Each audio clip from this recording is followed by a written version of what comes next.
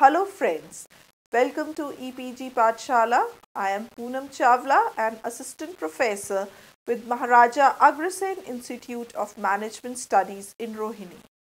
Today we are going to discuss the interesting subject of training administration and logistics. Let us give you an introduction about the topic.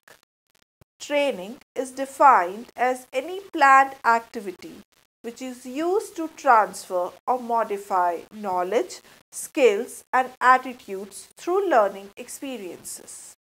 Individuals in organizations require training for plethora of reasons. For instance, to become competent, to earn new skills, and respond to the changing demands of the business in technology, so on and so forth. This module shall focus on the third step, which highlights the importance of effective training administration and logistical support for achieving the desired goals. It is necessary to mention here that to produce a successful training module or a program, one needs to have a combination of proper skills, knowledge, and aptitude. Therefore, a training administrator must provide support at various phases of the training program, which can be divided into three parts, namely pre-event, during the event, and post the event. Now, importance of effective training administration. To get desired results and maximum learning, effective training administration is necessary, as it also helps in meeting the training needs of the employees.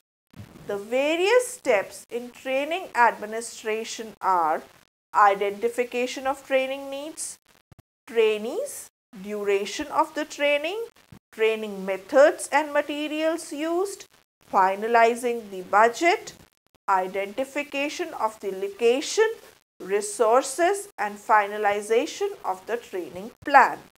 Logistical support in training program. Identification of the date for training is one of the important elements in the logistical support in training program. The first and foremost task is to identify the day, date, and duration of the training program. This is followed by identification and booking of venue. It is important to have a proper training venue identified and make a check beforehand so that later you are not faced with any kind of hiccups on the day of training. Slide number 10, training equipment. It is necessary to ensure that the requisite training equipments are in place so that the speakers are comfortable while making presentations. The training administrator must make sure that equipments like computers, laptops, projectors are checked beforehand, as if they fail to work on the final day, it can spoil the complete show.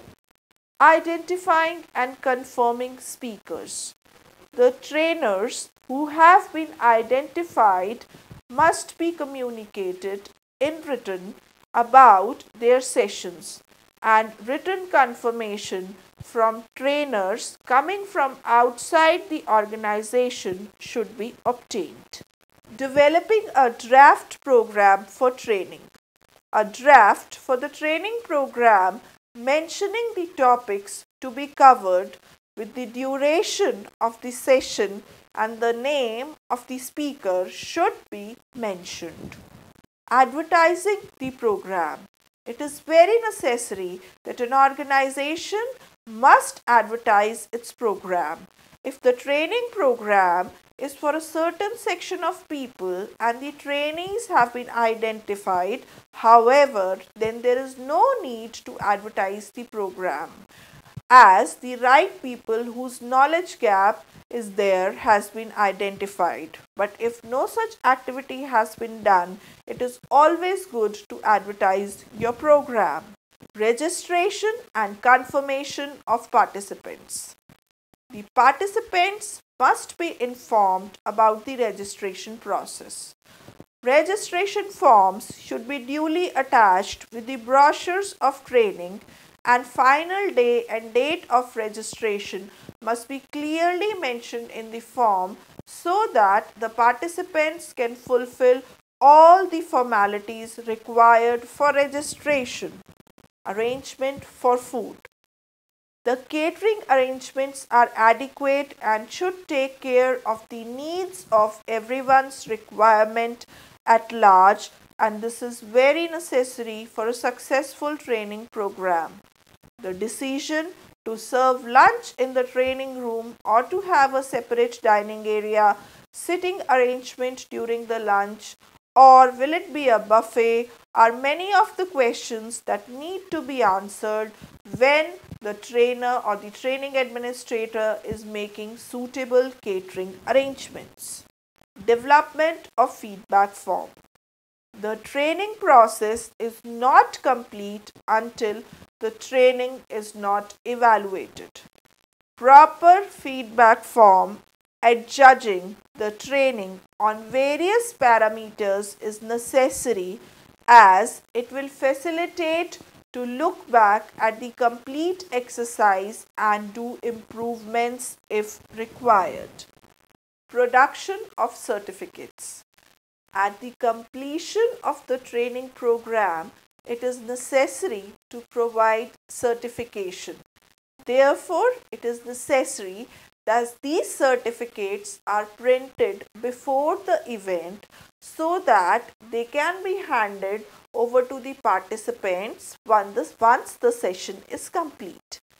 Activities during the event. Remind trainers of their respective sessions. An introduction and thank you note to the trainer must be given. Meeting contingencies should be on your list. Keeping a check on your logistical supplies is a must. Regular and periodic check of training equipments and facilities should be done. Ensuring provision of course material to the participants and ensuring proper arrangement of food. You must introduce the trainees to each other so that the ice is broken.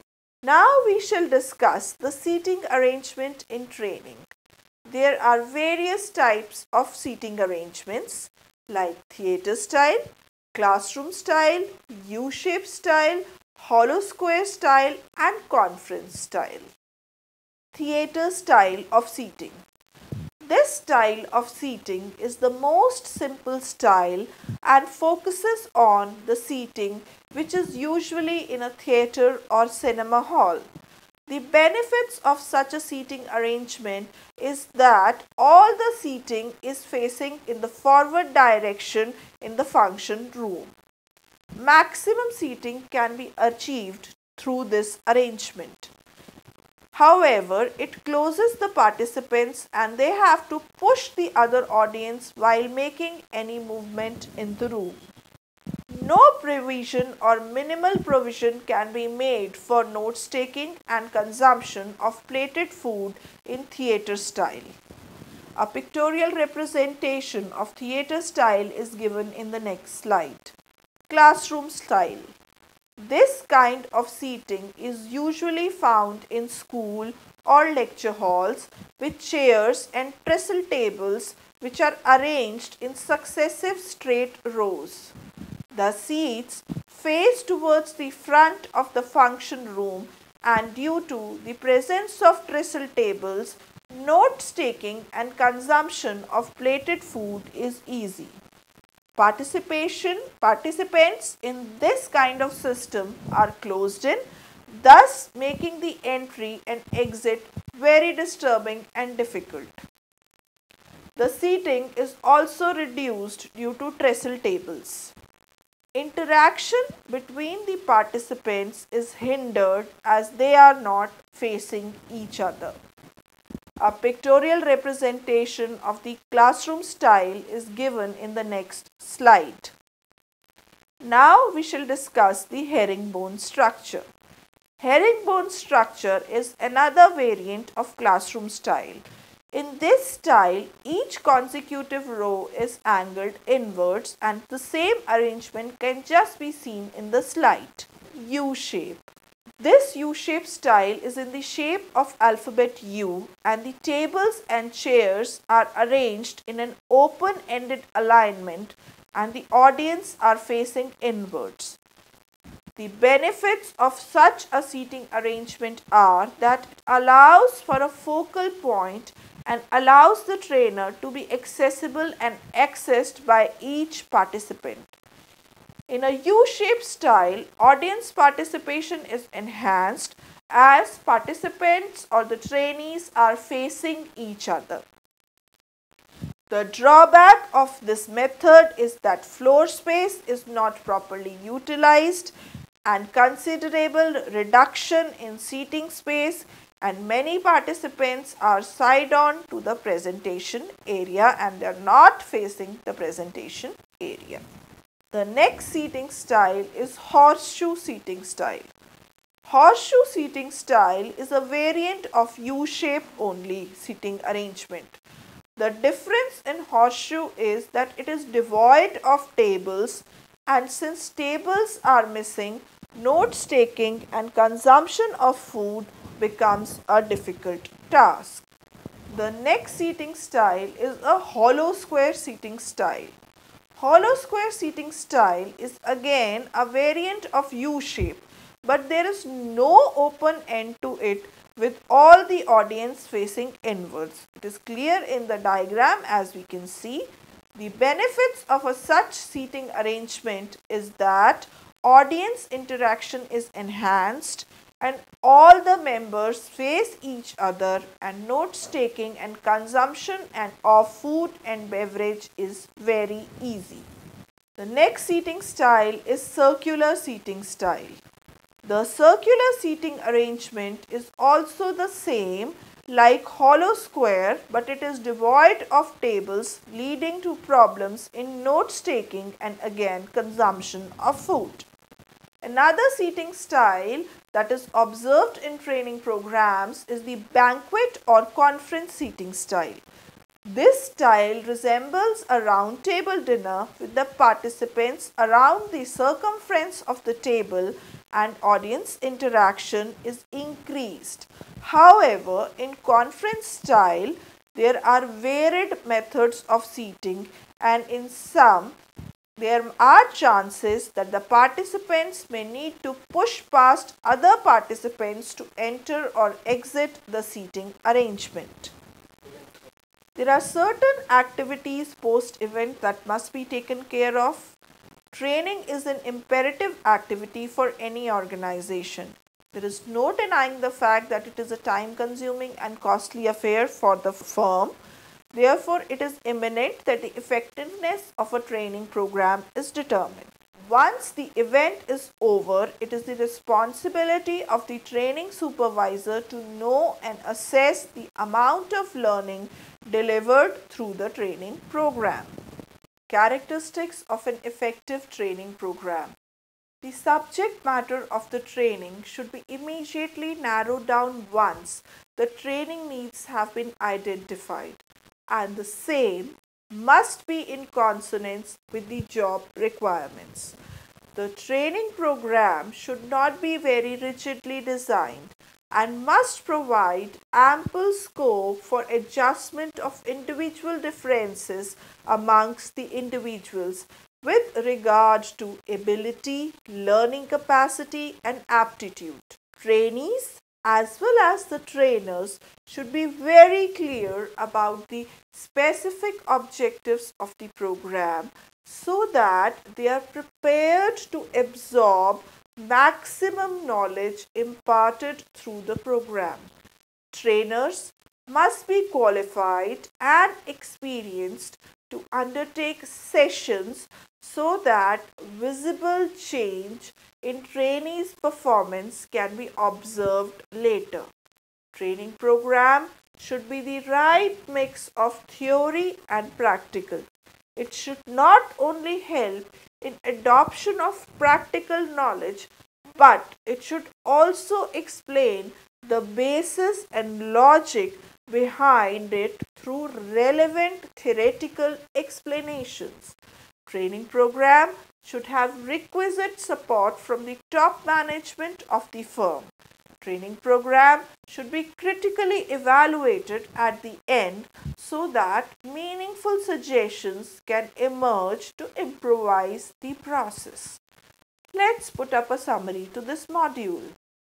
This module focuses on the needs and requirements that must be taken care of to have an effective training program.